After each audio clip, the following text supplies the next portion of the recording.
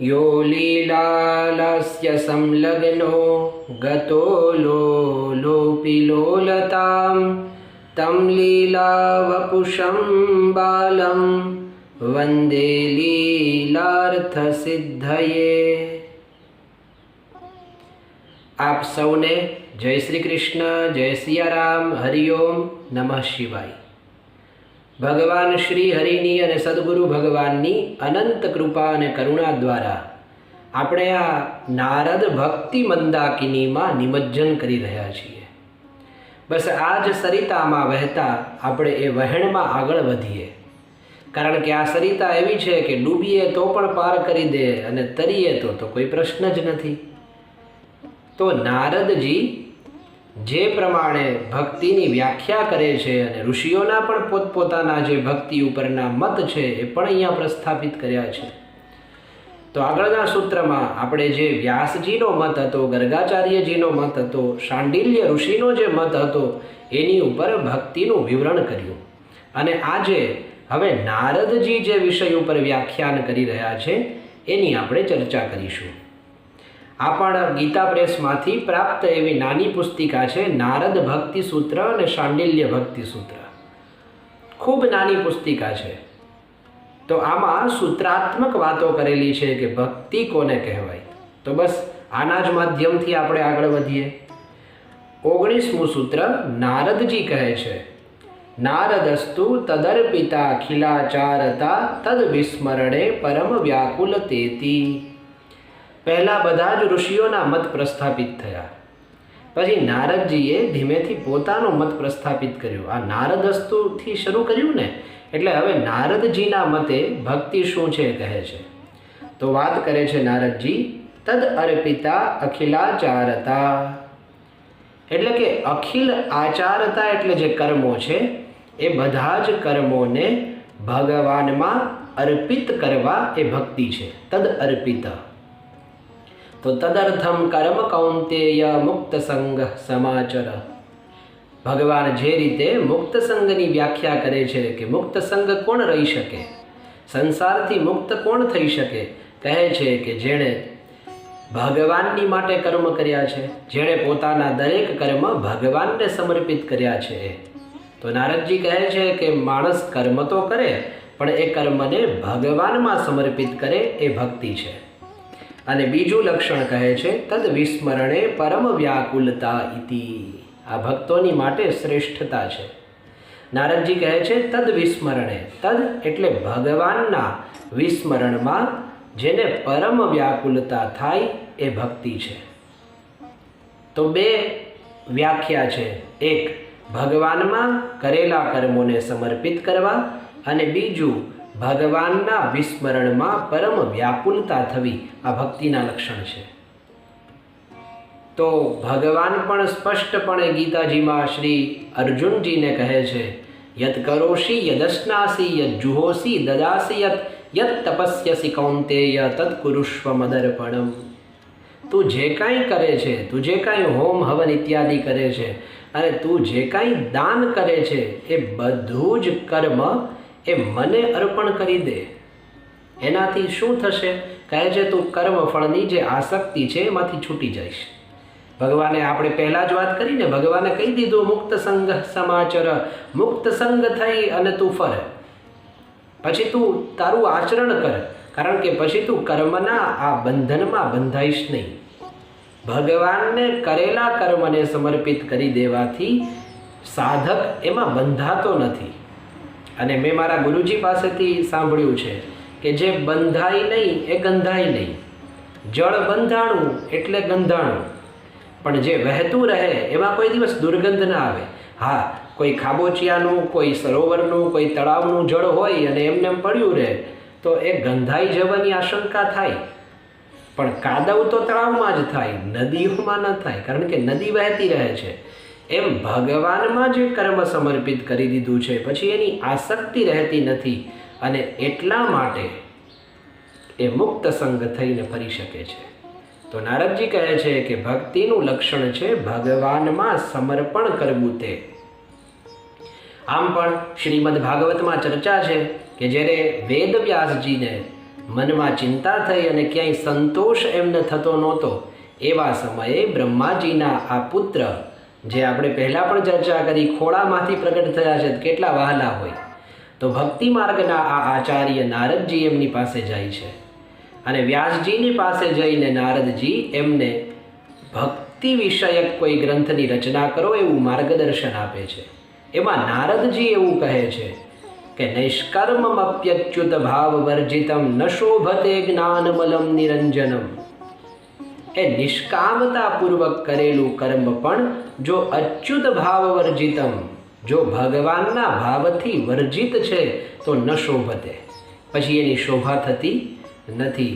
જેમ જ્ઞાનમ અલમ નિરંજનમ, તો ભક્તિ વિનાનું જ્ઞાન એ સાર્થક નથી, એવી રીતે ભગવાન ભાવપૂર્વક કરેલું કર્મ જ સાર્થક છે, પણ અચ્યુત ભાવ વર્જિત જે છે એ નિષ્કર્મ એટલે કે નૈષ્કર્મ્ય પણ સુશોભિત થતું નથી.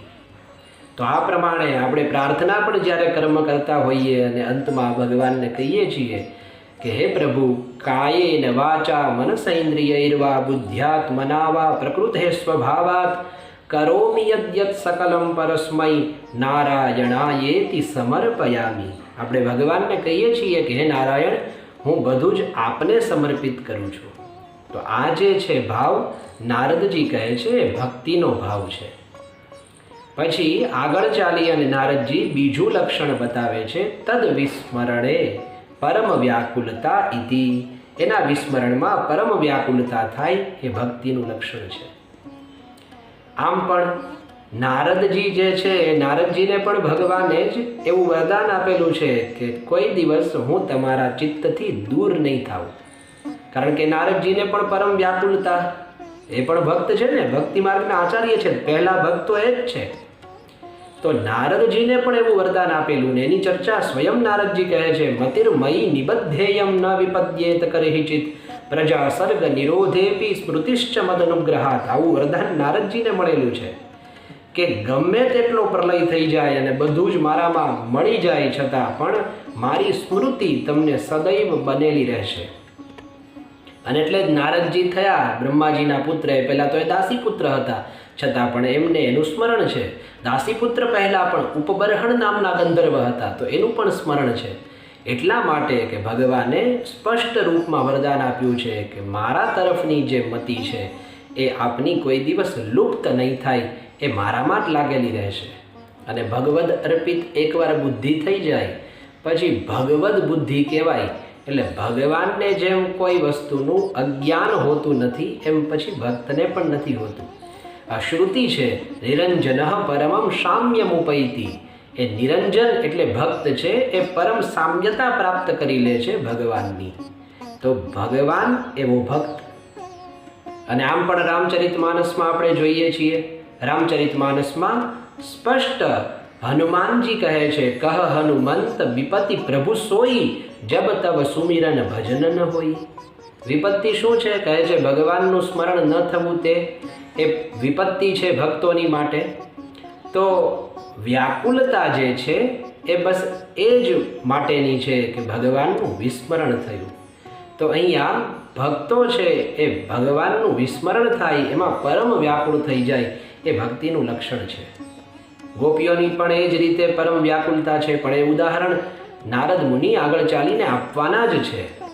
નારદ મુનિ ગોપીઓનું ઉદાહરણ આપવાના જ છે, આપણે ત્યાં એની ચર્ચા કરીશું. તો અત્યારે નારદજીનો જે મત છે એ પ્રમાણે આપણે એની ચર્ચા કરી. હવે 20મા સૂત્રમાં નારદજી કહે છે, અસ્ત્યેવમેવમ. હા, એવું જ છે. અસ્ત્યેવમેવમ કહેવાનો મતલબ છે હા, એવું જ છે. પછી 21મા સૂત્રમાં નારદજી કહે છે, યથા વ્રજ ગોપિકાનામ. કેવી રીતે ભક્તિ કઈ શ્રેષ્ઠ છે? કહે છે જેવી રીતે વ્રજ ગોપિકાનામ, જેવી રીતે આ ગોપીઓની ભક્તિ છે. તો ગોપીઓ પણ ભગવાનના વિસ્મરણમાં રહી શકતી નથી. ગોપીઓ પણ ભગવાનને સતત જોવા માટે પ્રયત્નશીલ રહે છે. અને આ વ્રજમાં પ્રસ્થાપિત એવા ભક્તો જે વ્રજભૂમિની સ્વયં ભૂમિકાઓ છે, આવા સંતો ભક્તો તો ત્યાં સુધી કહે છે ગોપીઓ બાના કાઢી કાઢીને જતી હતી કૃષ્ણને જોવા માટે, કોઈ રીતે એના દર્શન થઈ જાય. કારણ કે કૃષ્ણ વિનાનો જે સમય છે ગોપીઓની માટે તો યુગાયતે, યુગ જેવડો થઈ જતો. આ ગોપીઓનો પ્રેમ છે. અને મારા પરમ પૂજ્ય ગુરુદેવ ભાઈશ્રી એવું કહે છે કે ગોપી છે એ તો પ્રેમની ધજા છે. અને આપણે સૌ જાણીએ છીએ કે શિખરથી ઊંચી ધજા હોય.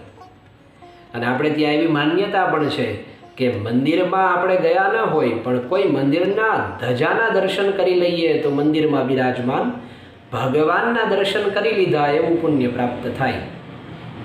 તો એનો મતલબ શું છે? કહે છે ભક્તોના દર્શન કરી લે એને ભગવાનના દર્શનનું ફળ પ્રાપ્ત થઈ જાય. આ સ્પષ્ટ જ છે.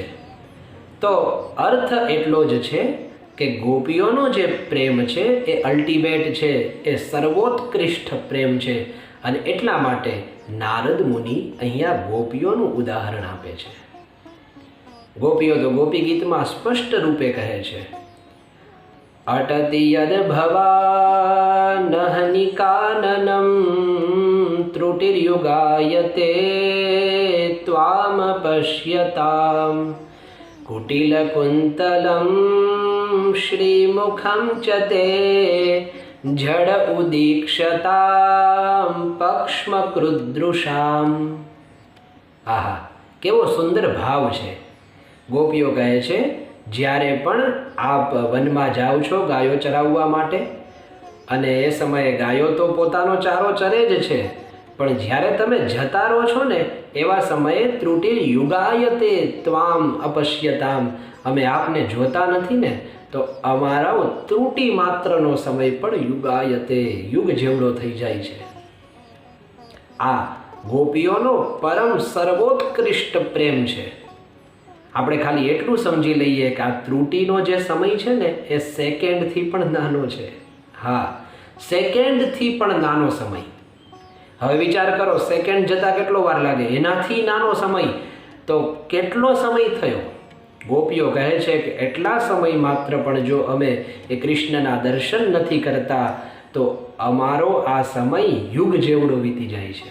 જાણે અમારો યુગ આખો વીતી ગયો એવું લાગે છે. અને પછી તો વધારે ઉલાહના આવતી ગોપીઓ બ્રહ્માજીની ઉપર પણ ખીજાય છે. બ્રહ્માજીને તો ગોપીઓ જડ સુધી કહી દે છે. શું કામ? કહે છે આ પક્ષ્મકૃત દૃશામ, આ આંખની અંદર તમે પક્ષ્મકૃત, આ પક્ષમાં એટલે પાપણ બનાવીને એના કારણે જે અમે આંખ મટકાવીએ ને એટલે અમારી પાપણ આંખની આડી આવે. અને એટલા સમય માત્ર પણ અમને ભગવાન શ્રી કૃષ્ણના નંદનંદનના દર્શન થઈ શકતા નથી. અને એટલે હે બ્રહ્માજી, જડ, તમે જડ છો. હવે વિચાર કરો, બ્રહ્માજીને જડ કહી દેવા એટલે. પણ આ ખાલી એટલા માટે જ છે કે ગોપીઓ ભગવાનને અનંત ગણો પ્રેમ કરે છે. એના વિસ્મરણમાં ગોપીઓને તો શું થાય એની જ આપણે કલ્પના ન કરી શકીએ. તો ગોપીઓ તો ખાલી ક્ષણ માત્ર પણ પરમાત્માને જોતી નથી તોય વ્યાકુળ થઈ જાય. આના વિસ્મરણની કલ્પના જ કઈ રીતે કરી શકીએ? એટલા માટે નારદજી ઉદાહરણ આપે છે કે કઈ ભક્તિ કહે છે યથા વ્રજ ગોપિકાના, જેવી ભક્તિ આ ગોપીઓએ કરી છે એવી ભક્તિ એ સર્વોત્કૃષ્ટ છે. તો 21મા સૂત્રમાં નારદજી સમજાવે છે કે ગોપીઓની ભક્તિ એ સર્વોત્કૃષ્ટ ભક્તિ છે. પછી 22મા સૂત્રમાં નારદજી કહે છે તત્રાપી ન માહાત્મ્ય જ્ઞાન વિસ્મૃત્યપવાદઃ. 22મા સૂત્રમાં નારદજી કહે છે કે તત્રાપી એટલે કે ત્યાં પણ, એટલે કે જે આ અવસ્થા છે ગોપીઓની એમાં પણ માહાત્મ્ય જ્ઞાન વિસ્મૃતિ, એટલે માહાત્મ્યના જ્ઞાનરૂપી જે વિસ્મૃતિ છે એનો અપવાદ ન, એમાં પણ અપવાદ નથી. એટલે આ કોઈ એમ કહે કે આ ગોપીઓ તો ખાલી કૃષ્ણને તો નંદ બાબાનો દીકરો માનતી હતી, યશોદાનો કનૈયો માનતી હતી અને એને માખણ ખવડાવતી હતી ને વગેરે આ લીલાઓ થતી હતી. તો કોઈ કદાચ એમ કહી દે કે એને તો ક્યાં મહાત્મ્ય જ્ઞાન હતું કે પરમાત્મા છે ને ભગવાન છે, નહીતર આવું થાય? નહીતર ગોપીઓ એના આવી રીતે પગ ખેંચે? મૂળમાં ગોપીઓએ જે આ કુહક ને જડ અને આવા બધા શબ્દ કહ્યા છે એ પરમાત્માને કહી શકે? અને ભ્રમર ગીતમાં તો આપણે સાંભળી ન શકીએ જો આપણા ઈષ્ટ ભગવાન શ્રી કૃષ્ણ હોય તો. મધુપકિતવ બંધો ત્યાંથી તો ચાલુ કર્યું છે. કપટીનો બંધુ ત્યાંથી જો ચાલુ કર્યું છે ગોપીઓએ. તો કહે છે કે એને ક્યાં મહાત્મ્યનું જ્ઞાન છે. કદાચ કોઈ એમ કહે કે આ ગોપીઓ તો મહાત્મ્ય જ્ઞાન વિના ભજતી હતી, તો નારદજીએ કીધું અપવાદ ન, આવો પણ કોઈ અપવાદ નથી, કારણ કે ગોપીઓમાં મહાત્મ્ય જ્ઞાન નહોતું એવું કોઈ કહી શકે નહીં. ગોપીઓ જાણતી હતી વાસ્તવિક રૂપ આ કોણ છે. ગોપીઓને ખબર જ હતી કે આ કોણ છે, આ કોઈ સામાન્ય નથી. ગોપી ગીતમાં જ ગોપીઓ બોલી છે, ન ખલુ ગોપિકા નંદનો ભવા, ન ખલુ ગોપિકા નંદનો ભવાન. તમે કોઈ ગોપિકા નંદન નથી તો શું છો? અખિલ દેહિનામ અંતરાત્મ દૃક. તમે તો અખિલ દેહિનામ અંતરાત્મા, તમે તો અખિલ દેહીઓના અંતરાત્મા છો. અને એટલું જ નહીં, દૃક દ્રષ્ટા છો. તો પછી આ અખિલ દેહીનામ અંતરાત્મ દૃક જે હતા એ શું કામ માટે અહીંયા આવ્યા? પછી તો ગોપીઓ ભગવાનની બધી વાતો કરે ને એટલે બધું કહી દીધું શું કામ આવ્યા છે.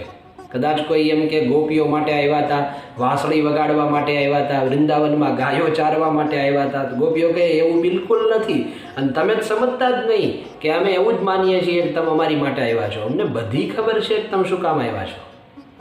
ગોપીઓ કહે છે વિખનસારથી તો વિશ્વગુપ્તયે. હા, વિખનસા એટલે કે બ્રહ્મા.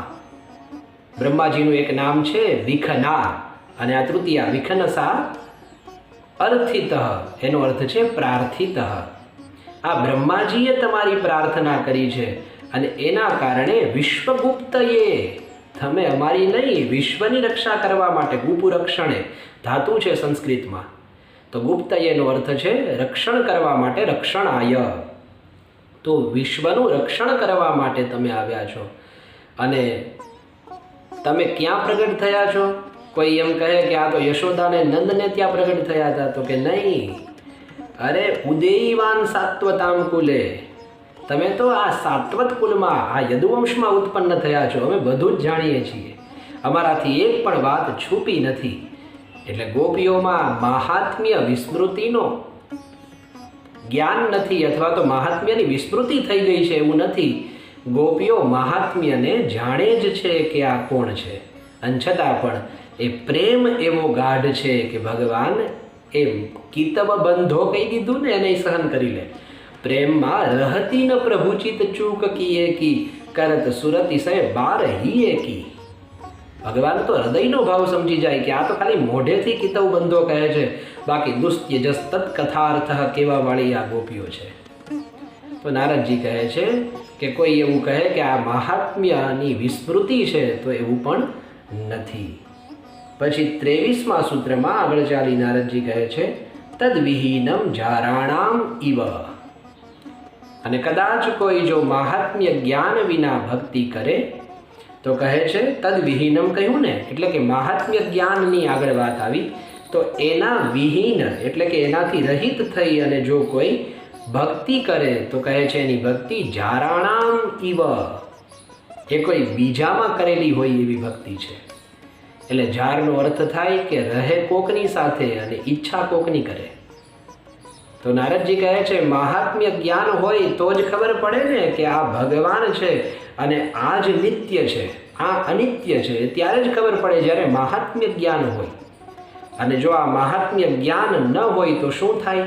કહે છે કે તો સાંસારિક દ્રષ્ટિથી એમાં જે પ્રેમ થવો જોઈએ ન થાય, અને બદલામાં કામ, વાસના, લોભ, મોહની ઉત્પત્તિ થાય. એટલે નારદજી કહે છે કે મહાત્મ્ય જ્ઞાન વિનાની જે ભક્તિ છે એ જારાણામ ઇવ, એ જાર વ્યક્તિઓ છે એની જેવી છે. 24મા સૂત્રમાં નારદજી કહે છે, આ અંતિમ સૂત્ર છે, આ ષડ સૂત્રની શૃંખલા છે. 6 સૂત્રમાં નારદજીએ ભક્તિ શું છે અને એનું ઉદાહરણ શું છે અને કઈ રીતે એની ભક્તિ શ્રેષ્ઠ છે એ વિશેનું માર્ગદર્શન આપ્યું છે. તો આ 24મા સૂત્રમાં નારદજી કહે છે નાસ્ત્યેવ તસ્મિં તત્સુખ સુખીત્વમ. 24મા સૂત્રમાં તસ્મિન એટલે કેમાં તો કહે છે જારોમાં જે પ્રેમ થયેલો છે એમાં તત્ સુખ સુખીત્વમ નાસ્તિ એવ. એ જાર બુદ્ધિથી જે પ્રેમ કરે છે એટલે કે મહાત્મ્ય જ્ઞાન વિનાનો જે પ્રેમ કરે છે એ જેમાં પ્રેમ કરાયેલો છે એના સુખમાં એ સુખી રહી શકતો નથી જ. નાસ્તિ એવ, સુખી રહી શકતો જ નથી. નહીતર પ્રેમનું લક્ષણ છે તત્ સુખે સુખીત્વમ પ્રેમ લક્ષણમ. પણ નારદજી કહે છે કે મહાત્મ્ય જ્ઞાન વિના જાર બુદ્ધિથી કરેલો જારમાં પ્રેમ એના સુખથી એ સુખી થઈ શકતો નથી. અને સાચી વાત છે. સંસારાસક્તિથી કરેલો પ્રેમ અથવા તો સંસારાસક્તિથી બંધાયેલો ભાવ એ ક્યાંથી સુખી કરે? જ્યારે સંસારનો નિયમ જ દુઃખરૂપ છે. અસારહ ખલુ સંસારઃ દુઃખરૂપી વિમોહક.